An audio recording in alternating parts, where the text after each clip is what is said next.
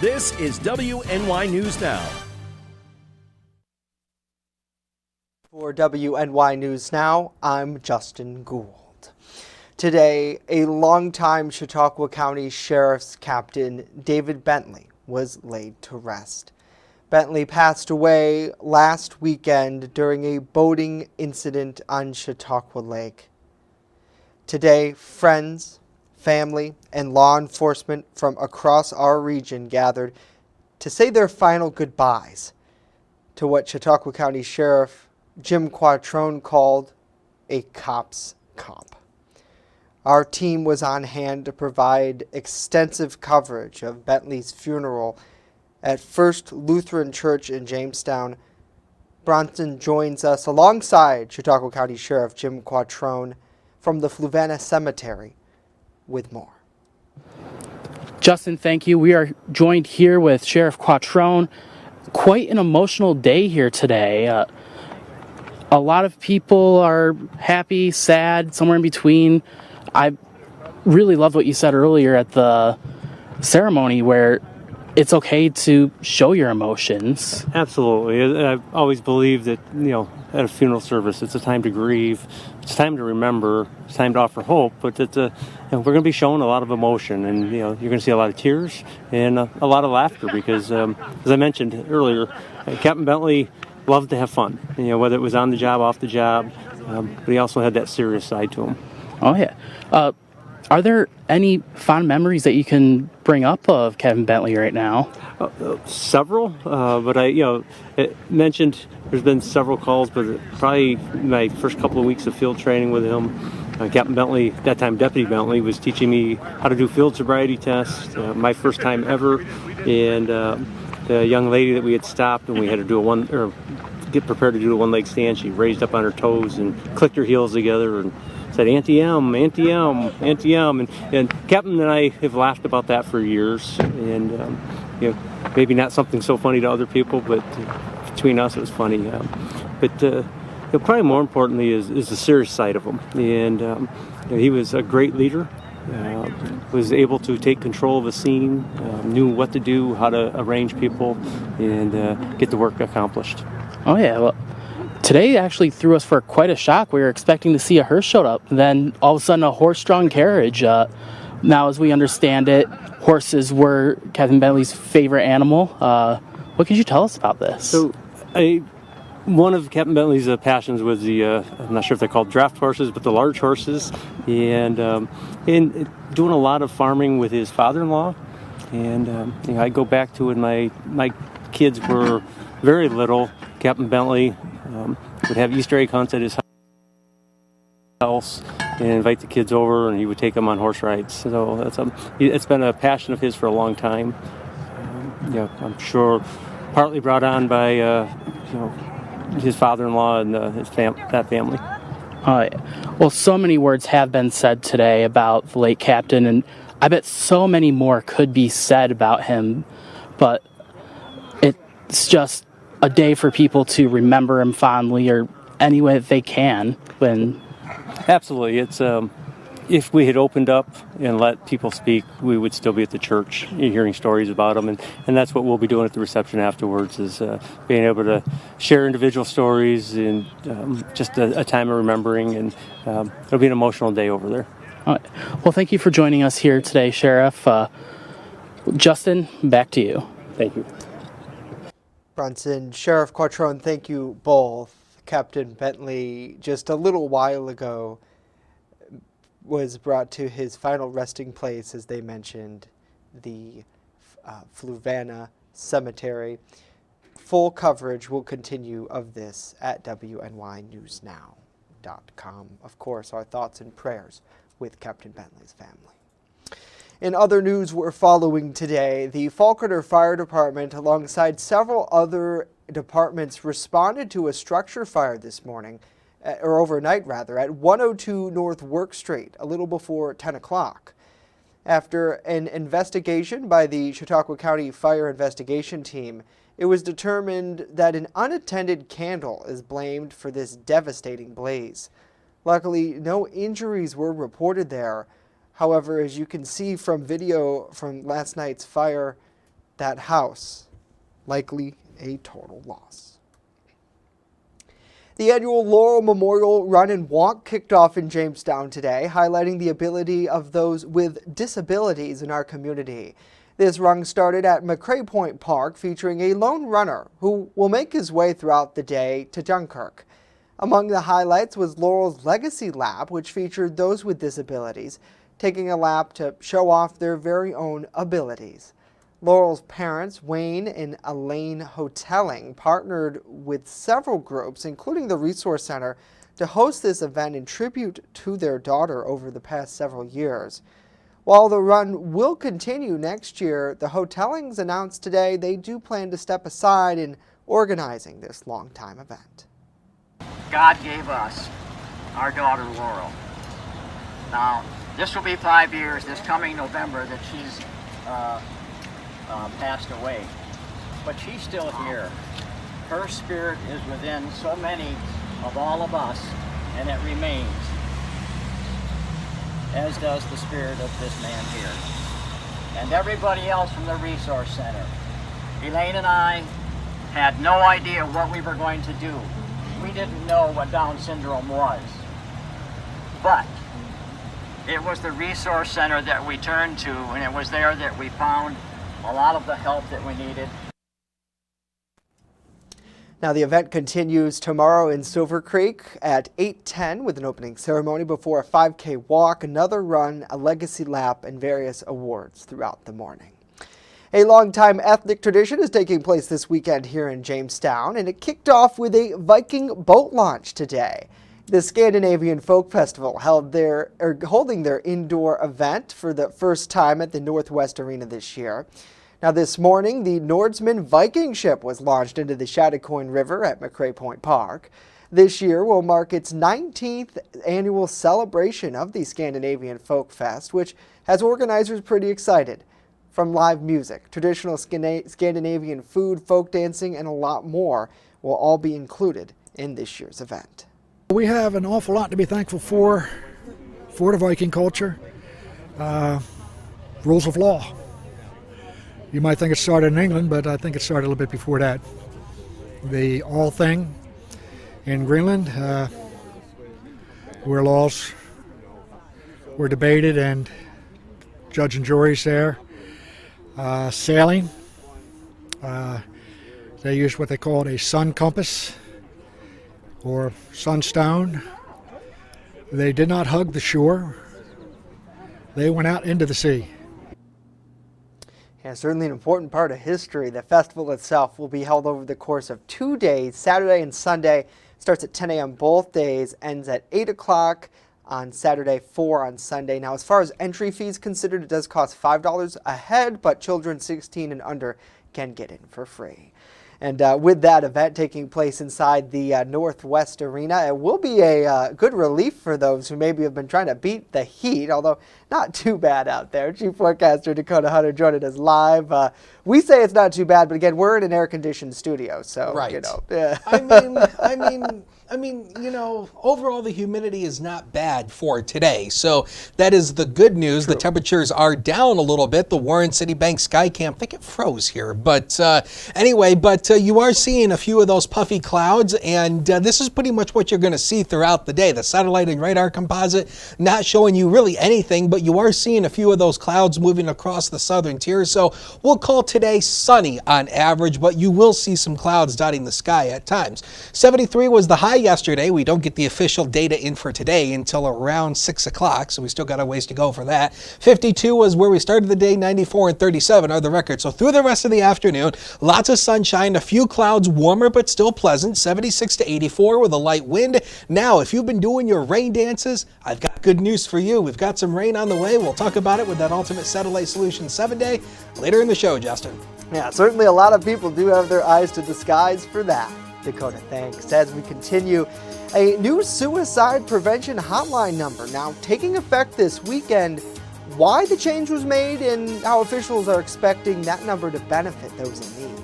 And later on, new steps New York rolling out to combat gun violence. Stay with us. WNY News Now. We'll be right back after this.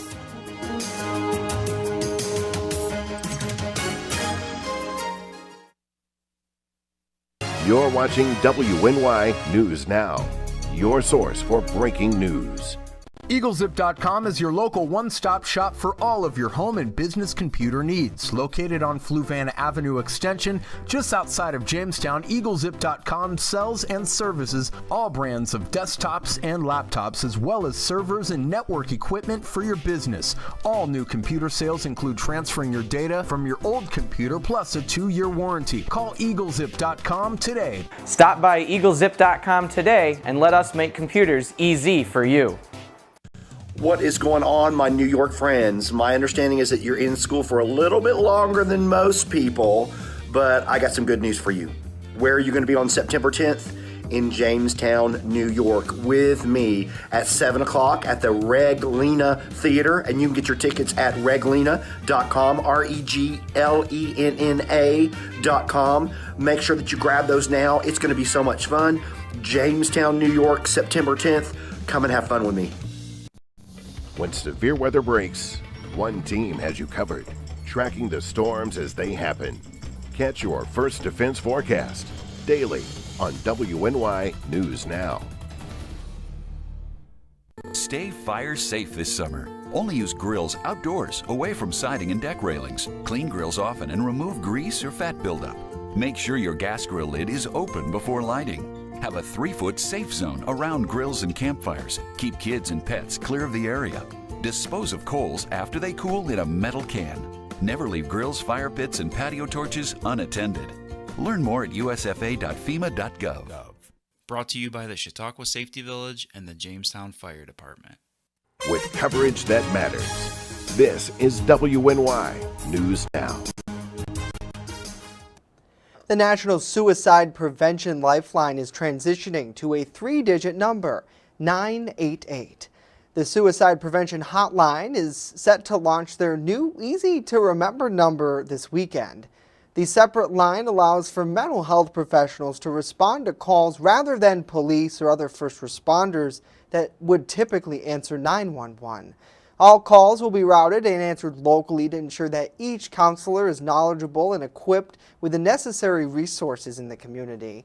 Associate Director of Stress and Trauma at OSU says that by being a mental health resource, 988 will break the stigma and more people will be more likely to reach out. When we lead with love and compassion, that tends to be a little bit more successful. Instead of looking at it as a confrontation, it's more about expressing that you care and being willing to listen. Now, the previous 10-digit number will remain active even after 988 goes live. And as crime in New York State remains a main concern of many residents, many are looking for relief from the ever-growing fear of gun violence.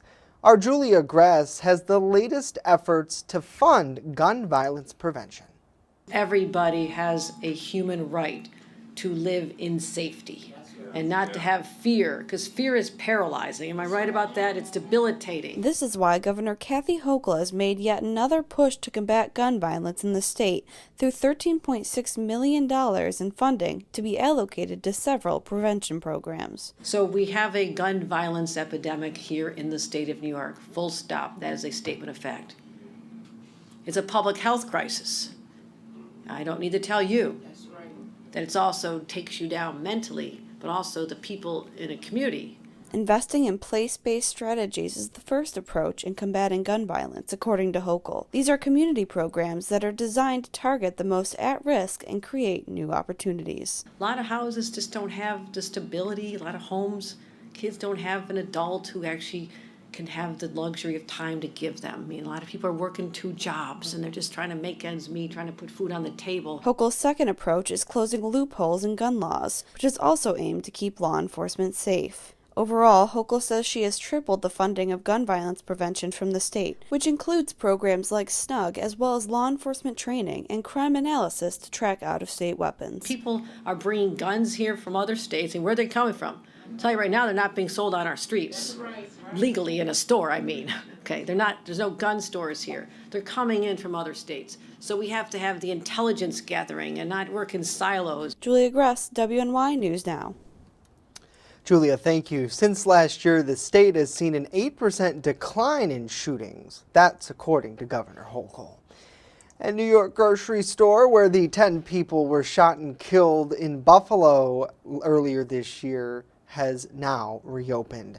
The racist-driven mass shooting happened 2 months ago there.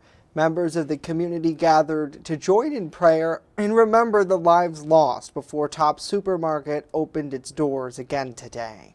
More than 75% of the people who worked there decided to go back. The president of the store chain calls it a testament to their resilience. The store has been completely renovated and there are new safety and security measures too, along with a memorial for the shooting victims. Prosecutors say 19-year-old Peyton Grengen targeted that store and the 10 people he shot to death because they were black. He's now facing 14 hate crime charges in the incident. And the number of reported U.S. monkeypox cases just jumped 40% in one day. Officials think the real count is higher because that's just confirmed and probable cases, and testing hasn't been widespread. The supply of monkeypox vaccines in the U.S. isn't keeping up with demand either.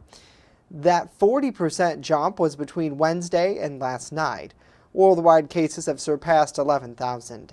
It's unclear if the U.S. increase is from more testing, delayed reporting, or maybe something else.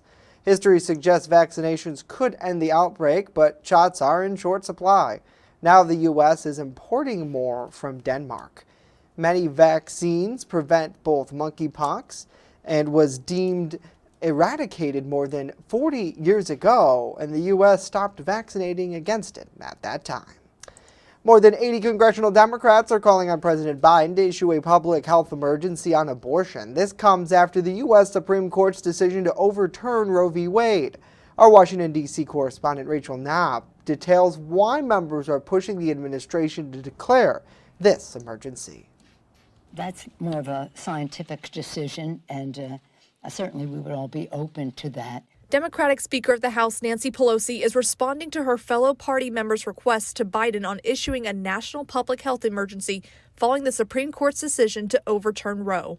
In the letter, Democrats warn this ruling is not limited to health systems in states where abortion is illegal, saying abortion providers have reported that patients in need of abortion are seeking care in other states, causing unprecedented strain on limited resources and delaying care for residents. The letter adds that just like the COVID pandemic's public emergency, this emergency declaration can provide significant new authority and flexibility for a federal emergency response. However, it's unclear how federal dollars could be used in this emergency. But over the weekend, Biden says he's looking into it. From top to bottom, this ruling was a gigantic step forward for human dignity and for the rule of law. Meanwhile, Republicans and those on the pro-life side of this issue say it should be left up to the states to decide. But House Democrats are still pushing to codify Roe into law. Women's health decisions are her own. They don't belong to politicians in Washington, D.C., or in state capitals, or in the Supreme Court of the United States. They belong to a woman, her family, her God, her doctor, her loved ones. At the Capitol, Rachel Knapp reporting. Rachel, thank you. Speaker Pelosi says the House will vote on the bill that would codify Roe into law today. This would be the second time the House will vote on it. It's likely to pass again, but last time around the Senate couldn't get enough votes to move that forward. And if the bill does move to the Senate, we expect that it will once again fail. Coming up, we meet our featured furry friend in hopes of finding him a forever home. And later, a local BMX racetrack making its comeback recently.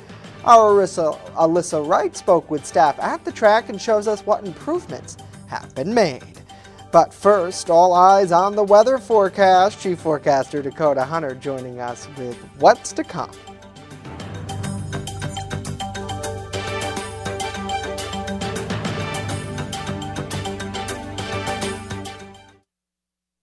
You're watching WNY News Now, where coverage comes first. It's never too soon to celebrate the holiday season, and this year, Christmas in July in Jamestown is better than ever. 21st, the Jamestown Tarp Skunks will take the field at Russell E. Dietrich Jr. Park on Friday, July 22nd, with a fireworks show to follow. Festivities continue on Saturday, July 23rd, featuring a color run for kids and adults at the Northwest Arena starting at 9 a.m. Then, the Jamestown Public Market is partnering with Toys for Tots to host a craft fair and a downtown sidewalk sale. Also, a 12-team curling tournament will be ongoing at the arena later in the night. Join us for a Christmas-themed movie outside the National Comedy Center with a screening of National Lampoon's Christmas Vacation at 6:30. All you'll need is a lawn chair. And finally, to cap the day, the Greater Jamestown Riverwalk will play host to a special holiday village starting at 8 p.m. Learn more online at ccsolutions716.com. I'm a survivor. I'm a survivor. I'm a survivor. Testicular cancer is the leading form of cancer in men aged 15 to 35. 1 in 250 men will be diagnosed with testicular cancer. But 98% will survive if detected early. As a survivor, I believe early detection is the key.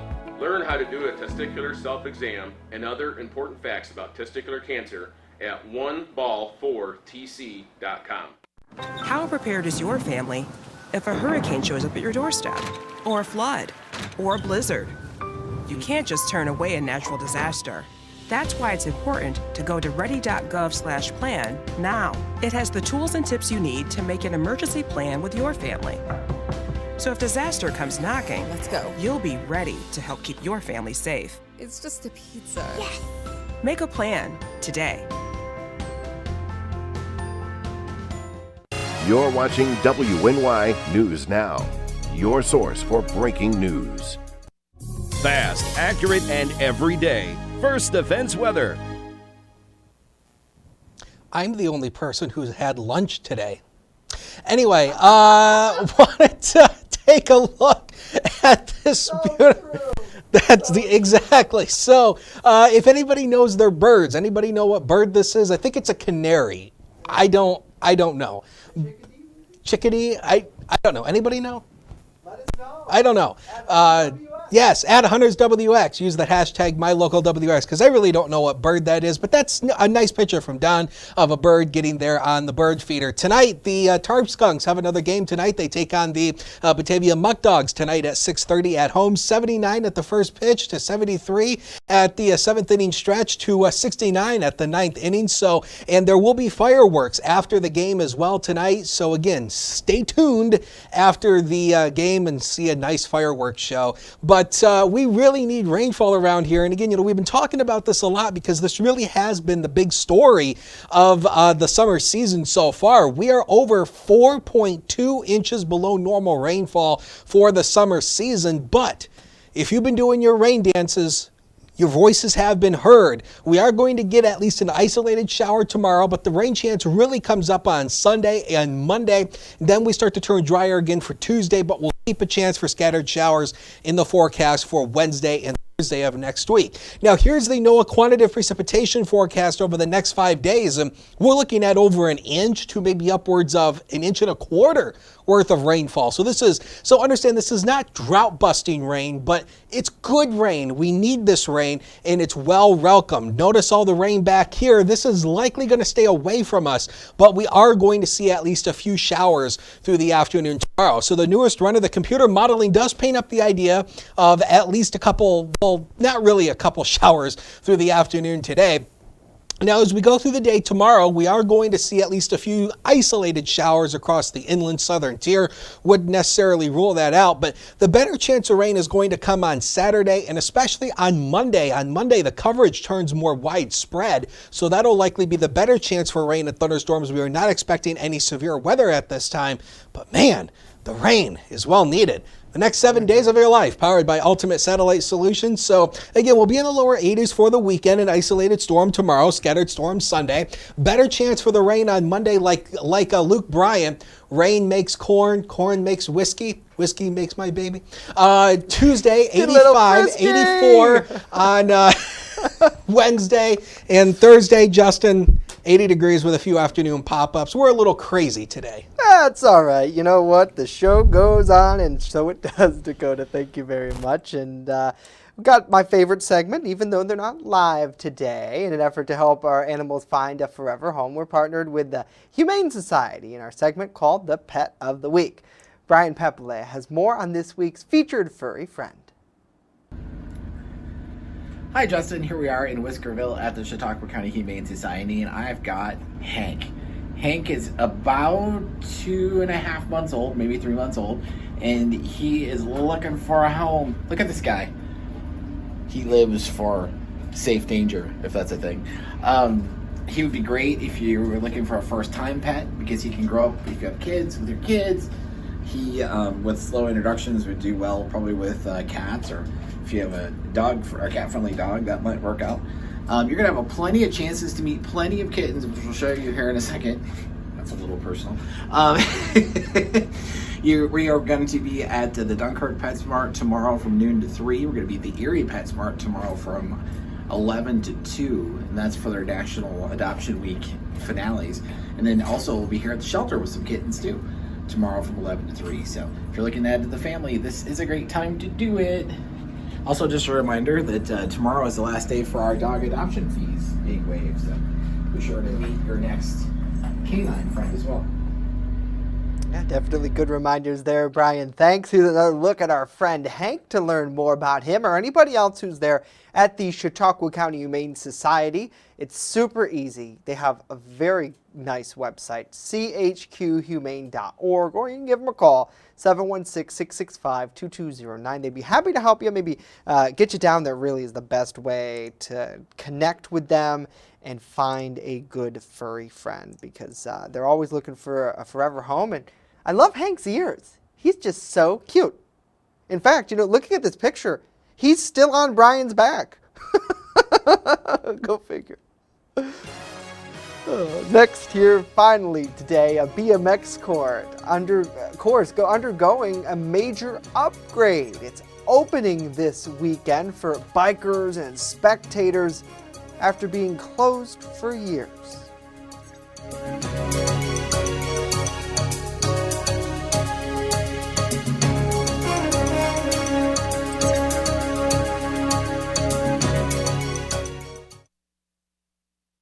With coverage that matters, this is WNY News Now. I don't think that many kids in my son's school even do it. He makes fun of his friend who vapes. He would never try it. She's into soccer. She's on the honor roll. She's just not the type. No way. No way. No way. No way, my kid would never vape. Get your head out of the cloud. Today, nearly 8,000 kids will start vaping. Maybe even yours. Learn about the dangers at talkaboutvaping.org. Catch your First Defense forecast daily on WNY News Now. Welcome back. A beloved and well-known BMX court has officially reopened for the first time in years, featuring some new local improvements. WNY News Now's Alyssa Wright reports. Charlie's BMX track recently underwent updates, making the off-road biking track safer and more fun for racers and spectators alike. We've been changing a lot of stuff up here. With local donations from all of our local sponsors, we've started using soil tack, which is actually a PVA glue that helps keep the dust controlled, which is on it now. The racetrack really stands out in the sense that there is no age requirement or limit to be able to race. Staff explained that anyone can start from the time that they can walk, as long as the proper safety gear is worn. Nobody sits on the bench. Everybody can come out and ride. All we ask, a novice can have any bike from home. Race enthusiasts have gone to this track for a long time and are happy to see it reopened. Charlie's has been here, I think it's at least since the 80s. And I actually, for a little while, raced up here when I was a child. The reopening couldn't have been made possible without the time and dedication of those willing to support. Everybody up here is a volunteer on their own time, and the track solely works off of donations from the community. Alyssa Wright, WNY News Now. And Dakota, the races take place Tuesday nights. Registration starts at 5:30, ends at 6:30, with everything getting started at 7 o'clock. So talk about a great way to get kids involved in something positive.